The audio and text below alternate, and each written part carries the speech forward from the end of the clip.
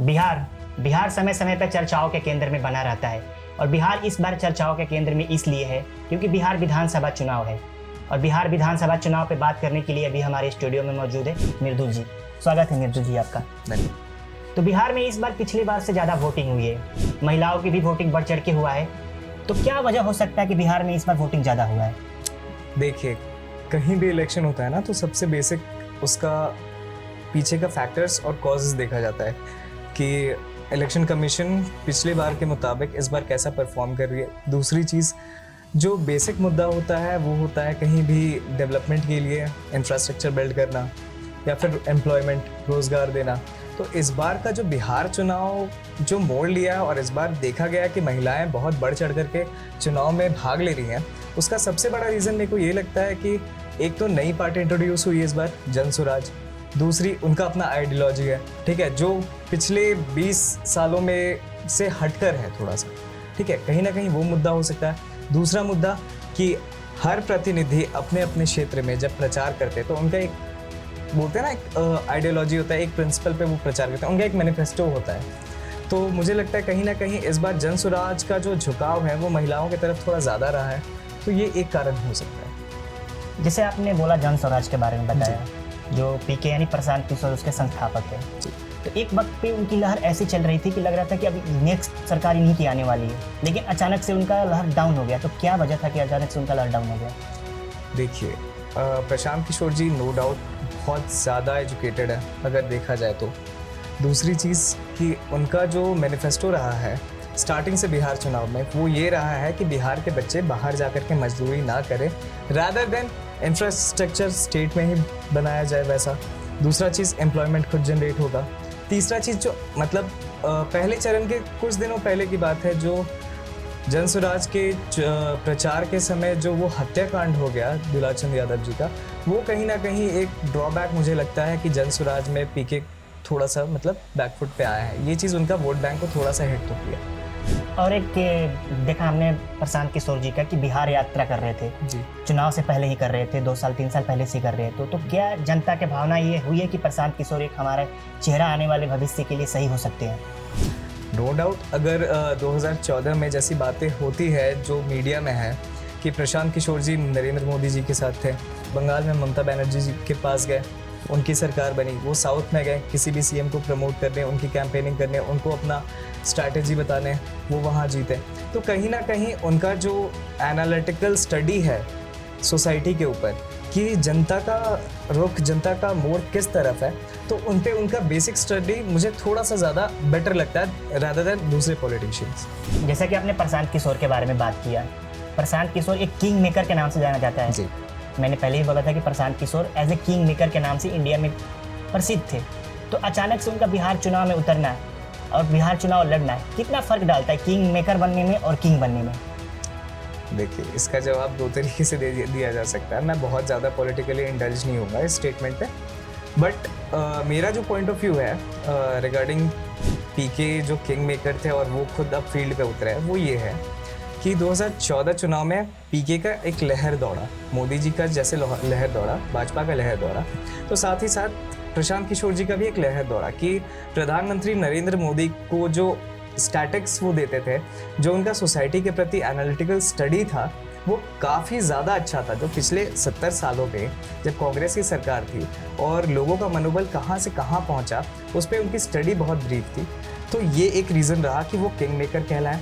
दूसरी चीज़, अब वो खुद इस फील्ड में है, वो किंग मेकर से अब किंग बनने की कोशिश कर रहे हैं। मैं ये नहीं कहूँगा कि वो कोशिश कर रहे हैं, बट हाँ, कहीं ना कहीं अपना पॉइंट ऑफ व्यू होता है। वो बिहार से निकले, वो यूएन में भी काम कर रहे हैं उन्होंने। तो मुझे लगता है कि समय के हिसाब से उनको लगा कि बिहार में अब डेवलपमेंट की ज़रूरत है, क्योंकि बिहारियों को कहीं भी बाहर किसी भी राज्य में वो जाता है तो बिहारी अब एक गाली बन चुका है देखा जाए तो ये रीज़न हो सकता है कि उनका जो बोलते हैं सडन सॉफ्ट कॉर्नर जागा बिहार के लिए, या बिहार के लिए वो पहले से बहुत ज़्यादा एक्टिव थे बिहार पे काम करने के लिए, तो एक ये रीज़न भी हो सकता है। जैसे प्रशांत किशोर जी के बारे में आपने बात की है, तो आने वाले समय में क्या ग्रूम होते हुए आपको एक लीडर दिखते हैं उनके? जो अभी का उनका मैनिफेस्टो है, इलेक्शन मैनिफेस्टो है, जो उनका पार्टी का आइडियोलॉजी है, जिस जिस सेक्टर में वो बिहार के काम करना चाहते हैं, अगर वो चीज़ वाकई में होती है तो कहीं ना कहीं प्रशांत किशोर जी एक बहुत बड़े आइडल भी बन जाएंगे बिहार के यूथ के लिए। दूसरी चीज़, हर बच्चा किसी गैंगस्टर का आइडियोलॉजी फॉलो ना करके या किसी भी क्रिमिनल माइंडसेट का आइडियोलॉजी फॉलो ना करके एक अच्छे व्यक्तित्व का आइडियोलॉजी फॉलो करेगा, तो ऑब्वियस ही चीज़ है प्रशांत किशोर इस फील्ड में ग्रो करेंगे अगर वो अपने माइंडसेट, अपने मैनिफेस्टो पे काम करते हैं। तो अगर हम बात करें राष्ट्रीय जनता दल आरजेडी के बारे में, तो राष्ट्रीय जनता दल ने और महागठबंधन ने पहले ही अपने उम्मीदवारों की लिस्ट जारी कर दी थी कि हमारे सीएम ये होंगे, तेज प्रताप हमारे सीएम होंगे। तो क्या उनको आने वाले चुनाव में या जो रिजल्ट आने वाले 14 तारीख को, क्या बढ़त उनको दिख रहा है? जैसा कि बिहार में 242 विधानसभा सीट्स हैं और हर पॉलिटिकल पार्टी ने अपना अपना कैंडिडेट खड़ा कर दिया है, मुझे लगता है प्रशांत किशोर जी की पार्टी में अभी तक तो कोई नेपोटिज्म, किसी काइंड का नेपोटिज्म नहीं देखा गया है, क्योंकि अभी तक सीएम का फेस नहीं आया है जनसुराज से। तो हो सकता है उनका इंटरनल मैटर हो सकता है कि कुछ व्यक्ति विशेष हों जो आपस में, हर पॉलिटिकल पार्टी में कहीं ना कहीं उतार चढ़ाव आते रहता है, तो ये रीज़न भी हो सकता है। और जैसे कि हम जानते हैं कि 20 साल से सत्ता में नीतीश कुमार जी हैं जी, तो माना जा रहा है कि उनका ये चुनाव लास्ट चुनाव हो सकता है। क्या ये एनडीए के लिए और जेडीयू के लिए सेटबैक होगा कि बिहार की जनता एक नए चेहरे को देखना चाहती है? देखिए, अगर आप एक दशक तक अगर किसी पद पे रहते हैं तो मेरा मानना ये है कि आपको वो लेगेसी, वो सीट, वो पद किसी आगे को कैरी फॉरवर्ड करना चाहिए। ठीक है, कि नया माइंडसेट उस पोजीशन पे बैठे, प्रेजेंट सिचुएशन के हिसाब से एक्ट करे, एक्शन में आए। तो ये चीज़ एक मेजर कॉज है जो मेरा पॉइंट ऑफ व्यू है। दूसरा चीज़ जो आपने सवाल किया कि जेडीयू के जो नीतीश कुमार जी हैं, जो प्रेजेंट सीएम हैं, उनका हटना कहीं ना कहीं एनडीए को थोड़ा सा तो पीछे धकेलेगा, क्योंकि मुझे नहीं लगता कि एनडीए और जेडीयू के पास नीतीश कुमार से कोई बड़ा चेहरा है फिलहाल। और किसी राज्य के लिए, किसी पार्टी के लिए क्या टाइम टू टाइम चेहरे बदलते रहना जरूरी है चुनाव में, या हमारे सत्ता में या पॉलिटिक्स में चेहरा कितना मायने रखता है? देखिए, बीइंग अ यूथ और being a student, law student, मेरा ये माइंडसेट है, मेरा ये पर्सपेक्टिव है कि सोसाइटी में हमेशा कुछ ना कुछ चीज़ें ऊपर नीचे होती रहती हैं। ठीक है, हर समय सब कुछ स्मूथली नहीं चलता। तो एक दशक तक वो आइडियोलॉजी थी जब इंडिया इंडिपेंडेंट हुआ, तब तक के लिए वो माइंडसेट सही था। बट बीइंग अ यूथ, अभी का जो प्रेजेंट सिचुएशन जो हमारे कंट्री में चल रहा है, उसके अकॉर्डिंग हर स्टेट में नया चेहरा आते रहना चाहिए। और हम पहले देखते थे कि नेता के बेटा ही नेता बनते थे, उनको ही सीटें दी जाती थी, लेकिन अब वो समय आ गया है कि आईएएस जो हमारे आनंद मिश्रा जी भी है, आप जानते होंगे उनके बारे में, और अभिनेता जैसे खेसारी लाल यादव इस चुनाव में लड़े थे। तो इस समय में नेता अभिनेता भी आ रहे हैं, आईएएस भी चुनाव में उतर रहे हैं। तो क्या ये हमारे पॉलिटिक्स के लिए, हमारे चुनाव प्रक्रिया के लिए क्या ये सही है? देखिए, मेरा ये मानना है कि कोई भी इंसान जो एजुकेशनल फील्ड से बिलोंग करता है, ठीक है, वो रैदर देन आईएएस हो, आईपीएस हो, अगर वो इस फील्ड में आ रहे हैं, वो एक एडमिनिस्ट्रेटिव सर्विस को सर्व करके आ रहे हैं, ठीक है, तो वो प्रेजेंट सिचुएशन के अकॉर्डिंग उनका जो एक्शन रहता है, उनका जो ट्रेनिंग रहता है, उनका जो टेन्योर रहता है, वो उस चीज़ में ढल चुके होते हैं। तो उनका कहीं ना कहीं राजनीति में आना मुझे वैलिड लगता है, रैदर देन कोई भी स्टार हो, सुपरस्टार हो, वो इस चीज़ में आए, क्योंकि वो एक ऐसे फील्ड से आ रहे हैं जिसका प्रेजेंट सिचुएशन में एंटरटेनमेंट के अलावा किसी चीज़ में रोल नहीं है। समझ रहे हैं? और आनंद मिश्रा जो हमारे आईएएस हैं, उनके बारे में आपके क्या विचार है? नो डाउट वो उस पोजीशन पे है जहाँ जो मतलब बहुत लोगों का सपना होता है, और ख़ासकर हमारे बिहार से मैक्सिमम घर में यही चीज़ है कि बेटा या तो यूपीएससी निकालो वरना बाहर मजदूरी करने जाओ। ये हमेशा से रहा है बिहार का थोड़ा। तो उनके बारे में मैं कुछ नहीं कहना चाहूँगा, क्योंकि वो उस पोजीशन पे हैं, आईएएस है ऑब्वियसली, उनका एजुकेशनल फील्ड बहुत अच्छा है, उनका अब जो है वो राजनीति में है, उस पर उनका जो पॉइंट ऑफ व्यू है, उनका जो मैनिफेस्टो है, वो अगर उसके अकॉर्डिंग परफॉर्म करते हैं तो इट्स वेल एंड गुड, वरना देखते हैं चुनाव का रिजल्ट क्या होता है। बात करें बिहार की, तो हमेशा गठबंधन की सरकार रही है। बात करें लालू यादव और नीतीश कुमार की पार्टी जेडीयू आरजेडी की, पहले भी गठबंधन की सरकार बना के बिहार को चला रहे थे जी, और एनडीए भी नीतीश कुमार के साथ गठबंधन की सरकार बना के बिहार को चला रही है। तो गठबंधन की सरकार में क्या प्रॉब्लम्स आते हैं कि उतना विकास नहीं हो पाता है? देखिए, मेरा जो मानना है, गठबंधन की सरकार में जो सबसे बड़ा फैक्टर है वो ये है कि कहीं ना कहीं दो पॉलिटिकल पार्टी का गठबंधन हो रहा है, तो कहीं ना कहीं आइडियोलॉजीज़ का भी थोड़ा सा इशू आता है।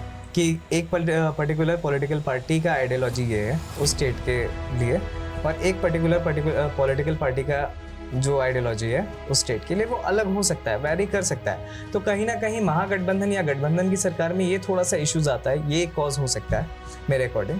दूसरा चीज़ कि जहाँ महागठबंधन की सरकार होती है, आप देखेंगे कि लोगों का भी जो बोलते हैं ना एक पर्सपेक्टिव होता है, वो बहुत ज़्यादा कन्फ्यूजन में चला जाता है कि सरकार तो इसकी है, बट सरकार में बैठे हुए चेहरे जो उस पद पर हैं, क्या वो अकॉर्डिंग टू एक्सपेक्टेशंस काम कर पाएंगे, नहीं कर पाएंगे। तो ये सब कोई ना कोई रीजंस रहता है महागठबंधन के साथ। और अगर एनडीए सरकार बनाती है जी 14 तारीख को, तो कौन से चेहरे होंगे जो सीएम पद के उम्मीदवार होंगे एनडीए की तरफ से? एनडीए की तरफ से जो बिहार में मुझे लगता है अगर एनडीए की सरकार बनती है तो एक चेहरा तो नीतीश कुमार जी स्वयं हो गए। दूसरा अगर मुझे लगता है कि सम्राट चौधरी जी का कहीं ना कहीं एक फेस हो सकता है एज अ सीएम कैंडिडेट, क्योंकि वो डिप्टी सीएम रह चुके हैं ऑलरेडी बिहार के। तीसरा चेहरा जो मुझे लगता है वो कहीं ना कहीं ललन सिंह जी का थोड़ा सा लगता है, क्योंकि उनका एक बिहार के पॉलिटिक्स में सदियों से एक डोमिनेंस उनका रहा है। आपने एक नाम छोड़ दिया जो चिराग पासवान का नाम है, जो सब यूथ लेते हैं, तो क्या हो सकता है कि एक out of the box NDA Chirag Paswan को भी सीएम बना सकती है? नो डाउट बना सकती है, बट लास्ट इलेक्शन जो हुआ था लोकसभा इलेक्शन, उसमें हमने क्या देखा कि चिराग पासवान जी 5 सीट्स पर अपने कैंडिडेट को उतारे और वो 5 सीट जीत जाता है। बट हर समय ज़रूरी नहीं है कि जनता या फिर सिचुएशन आपके फेवर में हो। तो और चिराग पासवान जी राजनीति में काफ़ी नए हैं देखा जाए तो। रामविलास पासवान जी नो डाउट बहुत उनका डोमिनेंस उनका भी रहा बिहार इलेक्शंस में, बिहार के पॉलिटिक्स में। बट कहीं ना कहीं मुझे लगता है चिराग पासवान जी अभी नए उभरते चेहरे हैं, ठीक है, उनको अभी काफ़ी सीखना है। मैं ये नहीं कहूँगा कि उनको सीखने की ज़रूरत है, बट उनको काफ़ी सीखना है। वो लर्निंग स्टेज में है पॉलिटिक्स के, उनका एज भी बहुत कम है, इसलिए यूथ उनको ज़्यादा फॉलो करती है, ठीक है। उनका एक कहीं ना कहीं वर्चस्व ऐसा दिख रहा है कि वो सिर्फ बिहार पॉलिटिक्स में नहीं, इंडिया के पॉलिटिक्स में एक काफ़ी अच्छा नाम बना सकते हैं।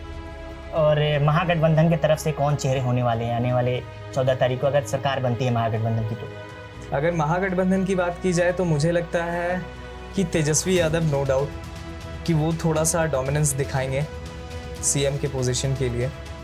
दूसरा अब तो तेज प्रताप जी ने पार्टी बदल ली, पार्टी उन्होंने नहीं बना ली, ठीक है, कोई भी सर्कमस्टांस रहा होगा, कोई भी इशू हुआ होगा उनके बीच, वो उनका अपना मुद्दा है। बट मुझे लगता है महागठबंधन में तेजस्वी यादव नो डाउट कहीं ना कहीं डोमिनेंस बनाएंगे सीएम की पोस्ट के लिए। और भले ही लालू यादव चुनाव नहीं लड़ते हैं जी, उनका बैन लगा हुआ है, लेकिन लालू यादव का नाम बिहार चुनाव में कितना मायने रखता है? एक समय ऐसा था ना कि हमारे घर पे ये चीज़ बोला जाता था, ये स्लोगन चलता था, सिर्फ बिहार में नहीं, मुझे लगता है कि पूरे भारतवर्ष में ये स्लोगन सुना ही होगा लोगों ने कि जब तक रहेगा समोसे में आलू तब तक रहेगा बिहार में लालू। तो लालू यादव जी का कहीं ना कहीं एक डोमिनेंस, एक नाम, एक वर्चस्व शुरुआती दशकों से देखा गया है बिहार के चुनाव में। तो मुझे लगता है कि कहीं ना कहीं वो सिर्फ अपनी पार्टी के लिए नहीं, बिहार पॉलिटिक्स के लिए भी एक पॉलिटिकल गुरु, एक पॉलिटिकल आइडियोलॉजी के तौर पे उनका कहीं ना कहीं एक रोल रहा है बिहार चुनाव में। और जाते जाते आपसे जानना चाहूँगा कि किसकी सरकार बनती हुई दिख रही है आपको? बिहार में चुनाव या बिहार का चुनाव एक ऐसा मुद्दा है ना, जब आपको लगता है कि बिहार आपको थोड़ा समझ में आने लगा है तो बिहार की राजनीति उसी समय पे मुख मोड़ लेती है, ठीक है, वो डायरेक्शन चेंज कर लेती है। तो अभी दूसरा चरण का चुनाव हुआ है, रिजल्ट आने तक कुछ नहीं बोला जा सकता, क्योंकि अभी का जो प्रेजेंट सिचुएशन है वो काफ़ी ज़्यादा बोलते हैं ना मैनिपुलेटिव है। एक पॉपुलेशन ये देख रही है कि हाँ मेरा ये कैंडिडेट सीएम बन रहा है, एक पॉपुलेशन ये देख रही है कि मेरा ये कैंडिडेट सीएम बन रहा है। तो कहीं ना कहीं देखा जाता है तो बिहार में कास्ट पॉलिटिक्स बहुत ज़्यादा है, ठीक है। तो एक कम्युनिटी के लोग चाहेंगे कि उनका जो उम्मीदवार है वो बने, जाति के आधार पे जो वोट देने जाते हैं वो चाहेंगे कि उनकी जाति का बंदा सीएम की पोस्ट पे बने। तो अभी फ़िलहाल के लिए बिहार की राजनीति या बिहार के रिज़ल्ट पे कुछ भी कहना थोड़ा सा मुश्किल है, ठीक है, क्योंकि जो नया आइडियोलॉजी है प्रशांत किशोर जी का, वो कहीं ना कहीं मुझे लगता है कि वो कहीं ना कहीं वोट बैंक अपनी तरफ सीख करेगा। और बिहार चुनाव केंद्र में क्या असर डालने वाला है? बिहार देखा जाए तो केंद्र में बहुत बड़ा रोल रहता है बिहार का, क्योंकि बिहार से केवल मजदूर ही नहीं जाते, बिहार से निकले हुए बच्चे एडमिनिस्ट्रेटिव सर्विसेज में भी हैं, ठीक है, लेजिस्लेटिव सर्विसेज में भी है, जुडिशियल सर्विसेज में भी हैं। तो कहीं ना कहीं एक बड़ा इम्पैक्ट तो बिहार इलेक्शन का सेंट्रल पे हमेशा होता है, क्योंकि एक ऐसी सीट है ना जिसको मैनिपुलेट करना भी बहुत आसान है बिहार को, और मैनिपुलेट करने में मुश्किलें भी उतनी ही आती है। तो मुझे लगता है कहीं ना कहीं बिहार इलेक्शन का बहुत बड़ा इम्पैक्ट रहेगा सेंट्रल पे। वो तो वक्त बताएगा कि 14 तारीख को कौन सत्ता में आता है और कौन सरकार बनाता है। लेकिन अटल बिहारी वाजपेयी जी की एक बात मुझे अभी भी याद आती है कि अटल बिहारी वाजपेयी ने बोला था कि सरकार किसी की बने, भारत कभी रुकना नहीं चाहिए, भारत का विकास कभी रुकना नहीं चाहिए। वही मेरा भी कहना है कि सरकार किसी की बने, बिहार में बदलाव होना चाहिए, बिहार तरक्की के रास्ते पर जाना चाहिए, शिक्षा नीति बदलना चाहिए, स्वास्थ्य विभाग में सुधार आना चाहिए। बहुत बहुत धन्यवाद हमसे जुड़ने के लिए। मैं रोहित दुबे, आप देख रहे Times of Uttaranchal, camera person Ved के साथ।